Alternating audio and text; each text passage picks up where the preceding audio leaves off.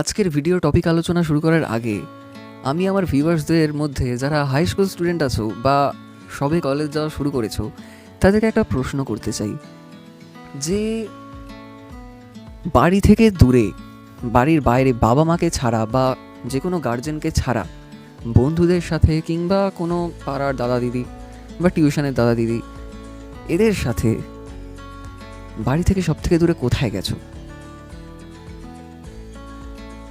যে কোনো ঘুরতে যাওয়া বা যে কোনো কাজে কোথায় গেছো সব থেকে দূরে? আমার বিশ্বাস একটা বড় সংখ্যায় উত্তর এটাই হবে কলকাতা। ওই বয়সে সবারই তাই থাকে, বিশেষ করে কলকাতার আশেপাশে যারা আমরা বাস করি। আমার বাড়ি যেহেতু হাওড়ায়, আমার তখন এমন একটা ফিলিংস জাগতো যে যে কোনো অকেশন, যে কোনো হলিডে ফাঁকা আছি বন্ধুদের সাথে, চল কলকাতা। পরীক্ষা শেষ হলো, চল কলকাতা।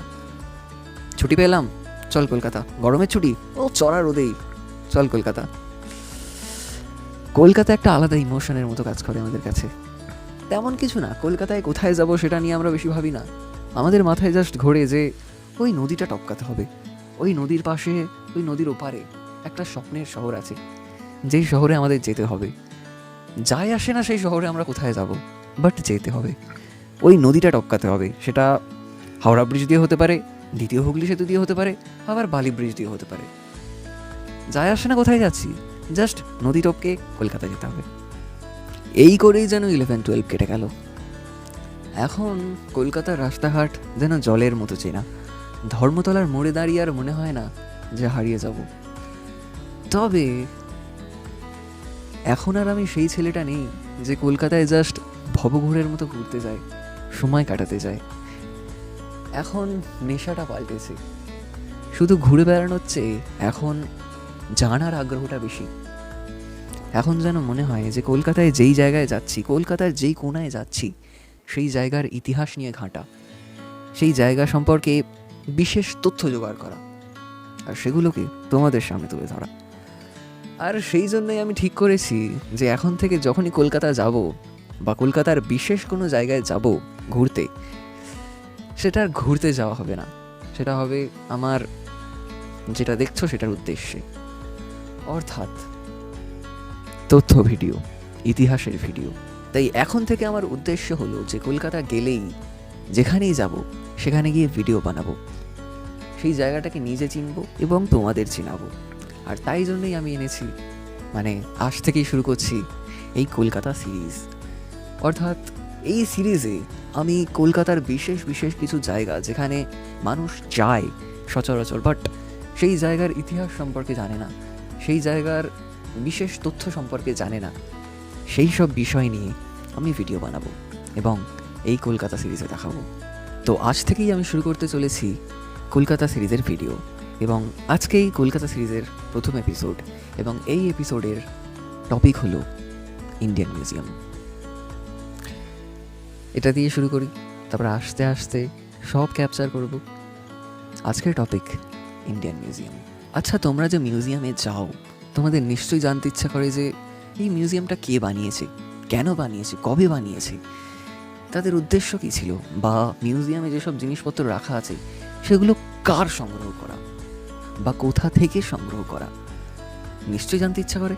আর আমার বিশ্বাস যে সব থেকে বেশি মানুষের মাথায় এই প্রশ্নটাই আসে যে মিউজিয়ামে যে মামিটা রাখা আছে সেটা কার, কত বছর পুরনো, কোথা থেকে এলো।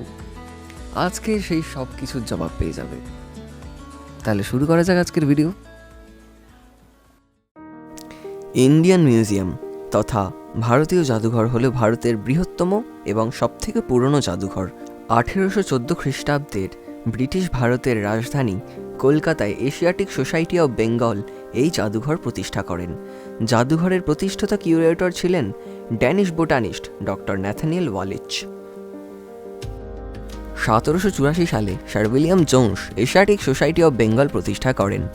1796 সালে সোসাইটির সদস্যরা মানুষের তৈরি বস্তু এবং প্রাকৃতিক সামগ্রী নিয়ে একটি জাদুঘর স্থাপনের সিদ্ধান্ত নেন। 1708 সালে জাদুঘর তৈরির কাজ শুরু হয়। এই বছরই ভারত সরকার সোসাইটিকে চৌরঙ্গি অঞ্চলে জাদুঘর তৈরির জন্য জমি দেয়। এরপর 1814 সালের 2রা ফেব্রুয়ারি ডাচ উদ্ভিদবিদ ডক্টর ন্যাথানিয়েল ওয়ালিচ কলকাতায় জাদুঘর স্থাপনের সমর্থনে একটি চিঠি লেখেন। তিনি বলেছিলেন এই জাদুঘরে দুটি বিভাগ থাকা উচিত, একটি পুরাতাত্ত্বিক, নৃতাত্ত্বিক ও প্রযুক্তিগত, এবং অপরটি ভূতাত্ত্বিক ও প্রাণীতাত্ত্বিক। তিনি তার সংগ্রহের বেশ কিছু সামগ্রীও জাদুঘরে দান করতে চান। সোসাইটি এই প্রস্তাব গ্রহণ করেন। ডক্টর ওয়ালিচ সেই সময় এশিয়াটিক সোসাইটির প্রাচ্য জাদুঘরের সুপারিনটেন্ডেন্ট। তাকেই ভারতীয় জাদুঘরের প্রথম সাম্মানিক পরিচালক বা কিউরেটর নিযুক্ত করা হয়। 1814 সালের 1 জুন তিনি কার্যভার গ্রহণ করেন। জাদুঘর প্রতিষ্ঠার পর থেকেই তার উৎসাহেই জাদুঘরের আকার দ্রুত বৃদ্ধি পেতে থাকে। সংগ্রাহকরা সাধারণত ছিলেন ইউরোপীয়, একমাত্র ভারতীয় সংগ্রাহক ছিলেন বাবু রামকমল সেন। তিনি পরে সোসাইটির ভারতীয় সচিব হয়েছিলেন। ডক্টর ওয়ালিচ প্রতিষ্ঠার সময় জাদুঘরকে সবচেয়ে বেশি সামগ্রী দান করেছিলেন। 1816 সাল পর্যন্ত জাদুঘরে দান করা 74টি সামগ্রীর মধ্যে 42টিই ছিল উদ্ভিজ্জ। ডক্টর ওয়ালিচ পদত্যাগ করার পর মাসিক 50 থেকে 100 টাকা বেতনে কিউরেটর নিয়োগ শুরু হয়। 1836 সাল পর্যন্ত এশিয়াটিক সোসাইটি এই বেতন দিত। এরপর সোসাইটির ব্যাংকার পামার অ্যান্ড কোম্পানি দেউলিয়া হয়ে গেলে সরকার বেতন দিতে শুরু করে। জাদুঘর ও গ্রন্থাগারের রক্ষণাবেক্ষণের জন্য মাসিক 200 টাকা অনুদান দেওয়া শুরু হয়। 1840 সালে সরকার জাদুঘরে ভূতাত্ত্বিক ও খনিজ সংগ্রহ বিভাগ চালুর ব্যাপারে আগ্রহী হয়ে আরও 250 টাকা মাসিক অনুদান দিতে শুরু করে। এই সময় শুধুমাত্র ভূতত্ত্ব বিভাগের জন্য একটি নতুন বাড়ির প্রয়োজন হয়। বাড়ির নকশা করেন ওয়াল্টার গ্র্যানভিল। 1875 সালে 1,40,000 টাকা ব্যয় করে এই নতুন বাড়িটি তৈরি হয়। 1879 সালে সাউথ কেনসিংটনের ইন্ডিয়ান মিউজিয়ামের সংগ্রহের একাংশ এই জাদুঘরে আসে। 1916 সালে জুলজিক্যাল সার্ভে অফ ইন্ডিয়ার অনুদানে জাদুঘরে প্রাণীতত্ত্ব এবং 1945 সালে অ্যানথ্রোপোলজিক্যাল সার্ভে অফ ইন্ডিয়ার অনুদানে নৃতাত্ত্বিক বিভাগ চালু হয়। 2009 সালের হিসেব অনুযায়ী জাদুঘরে গুরুত্বপূর্ণ সংগ্রহের মধ্যে রয়েছে একটি মিশরীয় মমি, ভারহুতের বৌদ্ধ স্তূপ, অশোক স্তম্ভ, প্রাগৈতিহাসিক প্রাণীদের ফসিল, শিল্প সংগ্রহ, দুষ্প্রাপ্য প্রাচীন সামগ্রী ও ভূতাত্ত্বিক প্রস্তর সংগ্রহ। ভারতের ভূতাত্ত্বিক জরিপ সংস্থার বাঙালি শিল্পী সুরজিৎ দাসের হাতে গড়া ডায়নোসরের মডেল রয়েছে এখানে। এছাড়াও বহু প্রাচীন বস্তু রয়েছে এই সংগ্রহশালায়। কলকাতা জাদুঘর একটি সাংস্কৃতিক ও বিজ্ঞান জাদুঘর। বর্তমানে এর 6টি বিভাগ রয়েছে: শিল্পকলা, পুরাতত্ত্ব, নৃতত্ত্ব, ভূতত্ত্ব, প্রাণীতত্ত্ব ও অর্থনৈতিক উদ্ভিজ্জ। ভারতীয় সংবিধানের প্রথম তফসিলে এই প্রতিষ্ঠানকে জাতীয় গুরুত্বপূর্ণ প্রতিষ্ঠানের মর্যাদা দেওয়া হয়েছে। এটি বিশ্বের অন্যতম প্রাচীন জাদুঘর।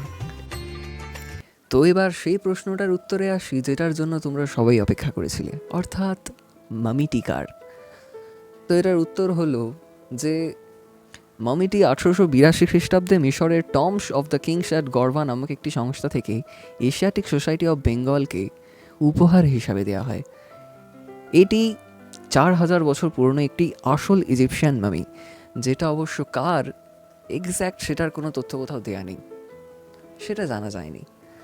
তবে মামিটি একেবারেই আসল এবং প্রায় 4000 বছর পুরনো।